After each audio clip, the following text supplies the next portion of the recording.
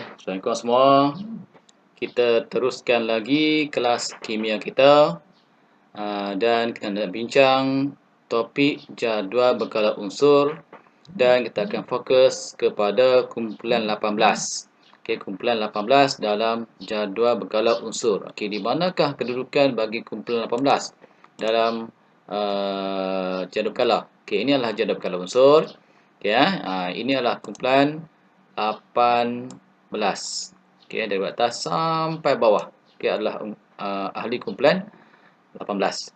Okey, dia mula daripada helium. Okey, yang di atas helium dan akhir sekali adalah organisme. Okey, baik. Kemudian jom kita lihat apakah penerangan yang lebih lengkap berkenaan dengan unsur-unsur kumpulan 18.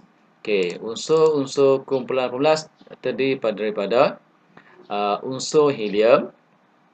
Okey, yang pertama adalah unsur helium, formulanya ialah He. Okey, ini di atas sekali. Kemudian selepas He kita ada neon. Okey, formulanya adalah Ne, neon. Kemudian selepas neon, okey, di bawah neon kita akan ada argon. Okey, di bawah argon kita akan ada krypton. Okey, simbol dia Kr. Manakala selepas di bawah krypton kita ada xenon. Okey, simbolnya Xe. Dan di bawah xenon kita ada radon. Okey, radon Rn simbol dia. Manakala yang terakhir kita dapat unsur yang bernama organisme. Organisme dengan formulanya simbolnya ialah Og. Okey. Jadi kita dapati ini adalah ahli kumpulan 18. Dia bermula daripada helium, kemudian neon, lepas tu di bawahnya argon, di bawah argon krypton, di bawah krypton xenon, dan di bawah xenon radon, dan di bawah radon adalah organisme. Okey. Baik, jom kita lihat lagi. Unsur kumpulan 18 dikenali sebagai gas adi. Okey, so semua ingat kumpulan 18 juga dipanggil sebagai gas adi yang mempunyai sifat lengai. Apakah itu sifat lengai? Sifat lengai bermaksud dia tidak bertindak balas dengan apapun. Ya. Okey, itu adalah maksud lengai. Okey, baik. Jom kita lihat lagi penerangan yang lain berkenaan dengan ahli kumpulan 18. Okey, saya padam dulu. Okey, kemudian gas adi bersifat tidak reaktif secara kimia. Tidak reaktif secara kimia. Okey, itulah maksud lengai. Okey, kerana mempunyai petala valens yang telah diisi penuh dengan elektron. Okey, jom kita lihat yang di bahagian atas ni. Di bahagian sini. Ni, yang sini. Ya. Okey, kita nak susun. Kita nak tulis susunan elektron bagi helium, neon dan juga argon. 3 contoh ahli kumpulan 18. Okey, kita mulakan dulu dengan helium. Okey, helium ada sebanyak 2 bilangan proton. Okey, jadi bila kita tulis susunan elektron, kita akan dapat sebanyak macam mana dapat dia? Kita akan dapat 2. Okey. Manakala kalau bagi neon mempunyai sebanyak 10 bilangan proton. Jadi kalau kita tulis susunan elektron bagi neon, kita akan dapat 2.8. Okey, betul? Kemudian kita ada argon. Argon ada sebanyak 18 proton. Okey, jadi kalau kita buat susunan elektron, kita akan dapat 2.8.8. Okey, baik. Saya nak semua lihat pada helium. Okey, semua lihat pada helium. Helium mempunyai susunan elektron sebanyak 2. Okey, 2. Jadi, susunan sebegini kita panggil susunan stabil duplex. Kenapa? Sebab helium ada sebanyak 1 petala sahaja yang diisi dengan elektron, iaitu 2. Okey, ingat, jangan lupa sekiranya petala pertama dia maksimum boleh diisi sebanyak 2. Jadi helium ada satu petala sahaja dan diisi dengan dua, bermakna helium sudah penuh dia punya petala dengan elektron. Okey, dalam kes yang ini, helium kita panggil sebagai stabil. Okey, stabil duplet. Duplet. Okey, baik. Kemudian kita berpindah pula kepada neon. Okey, kita pindah pula kepada neon. Neon yang mana? Okey, neon yang ini. Okey, neon mempunyai sus neutron dia 28. Okey, 28.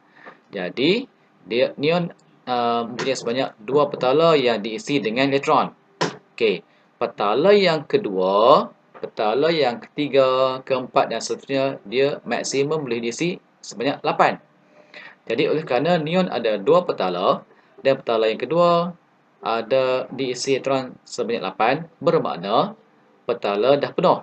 Okey, petala valence bagi neon dah penuh. Jadi pada situasi macam ni, neon kita panggil sebagai stabil oktet. Okey, stabil oktet. Okey, semua faham? Okey, kita pergi pula ke argon. Okey, kita pergi pula ke argon. Okey, argon mempunyai susunan elektron 288. Argon mempunyai sebanyak 3 petala yang diisi dengan elektron. Okey, 288. Dan petala yang terakhir diisi sebanyak 8 elektron. Bermakna petala yang terakhir dah pun penuh. Okey. Jadi dalam keadaan macam ni, argon kita panggil sebagai stabil oktet juga.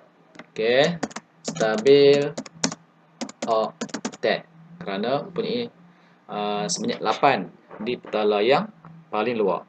Okey, ingat helium akan ada neutron stabil duplet. Duplet hanya untuk helium sahaja. Okey. Okey, ayo kita pergi lagi, tengok lagi perbincangan dia. Gas adi telah mencapai susunan elektron. Okey, susunan elektron duplet. Ini untuk helium atau oktet yang stabil. Yang ini untuk neon sampailah ke bawah organisme. Okey. Menyebabkan gas adi tidak menerima atau berkongsi elektron dengan atom unsur lain. Okey, kenapa? Sebab mereka dah stabil. Okey, ini adalah susunan elektron yang stabil. Bagi helium 2, bagi neon 28. Sekiranya unsur tersebut mempunyai bilangan petala yang paling luar dah penuh diisi, maka dia dianggap sebagai stabil. Okey, dalam situasi macam ni, kumpulan-kumpulan semua mempunyai susunan elektron oktet, susunan elektron yang stabil. Okey, helium, duplet, yang lain semua oktet. Okey. Oleh sebab itu, atom gas adi wujud sebagai monoatom. Dia tidak akan bertindak balas dengan bahan lain sebab dia sendiri dah pun stabil.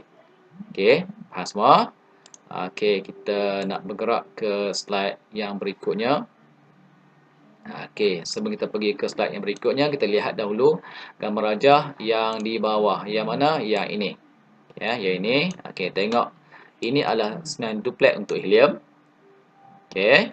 Manakala yang sini adalah susunan oktet untuk neon.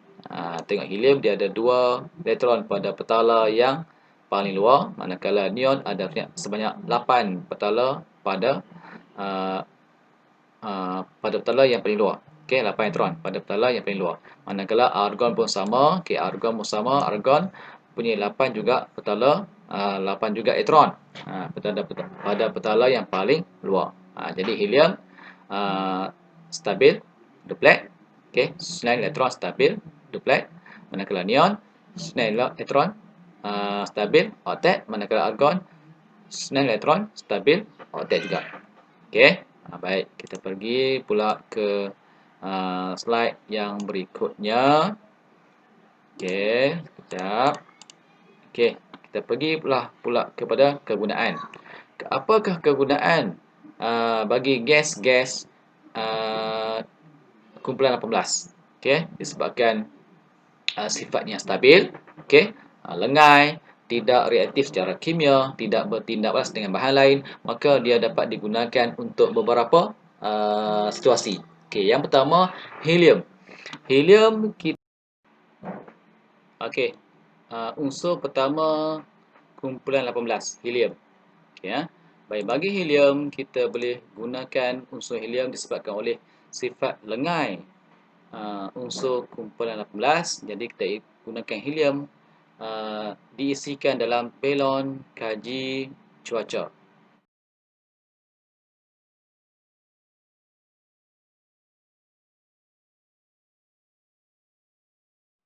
Ya, kemudian balon ini kita lepaskan ke atmosfera untuk mengkaji cuaca yang kita dapat ramalkan seperti kelembapan dan sebagainya. Okey.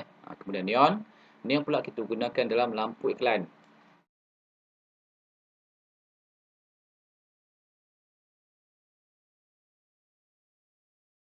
Dalam lampu iklan. Ini adalah contoh lampu iklan yang pernah kita jumpa lah, okey, di luar sana. Okey, kemudian kita berpindah pula ke kumpulan unsur 18 yang lain. Okey, argon. Okey, argon diisi ke dalam mentol letrate.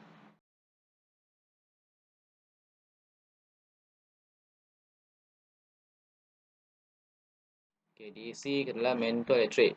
Okey, ini adalah untuk mengelakkan filamen mentol daripada mudah terbakar. Okey, kenapa? Kerana mentol apabila kita nyalakan dia, lama kelamaan dia akan panas. Okey, jadi argon tersebut dapat mengelakkan daripada filamen mentol tu daripada terbakar dan putus. Okey, kemudian membekalkan atmosfera lengai dalam kerja mengimpal pada suhu yang tinggi. Okey, pada suhu yang tinggi untuk mengimpal.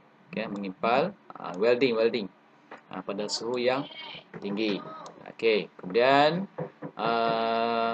krypton. Krypton kita isikan dalam lampu denyar kilat pada kamera, lampu flash. Okey, lampu flash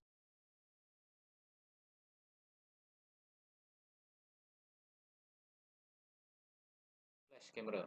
Kemudian krypton kita gunakan sebagai laser untuk rawatan retina mata. Okey, retina mata. Okey, sat. Okay, kita pergi ke slide yang berikutnya. Okey, okey, kemudian saya padam dulu. Okey, xenon.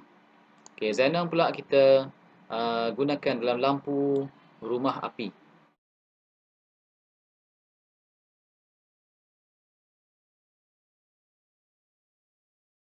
Okey, lampu rumah api.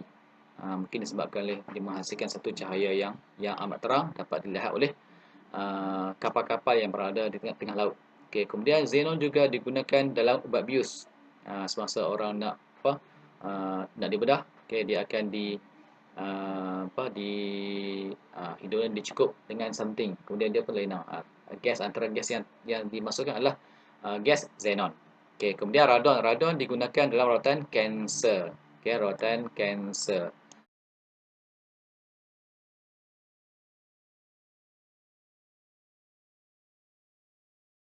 Bagi radon. Okey, kemudian kita tengok pula yang lain. Okey, baik radon. Okey, sampai radon sahaja. Okey, last sekali, all the best for SPM candidate. Imagine with all your mind, believe with all your heart, achieve with all your might. Okay. Okay. So, good luck and goodbye.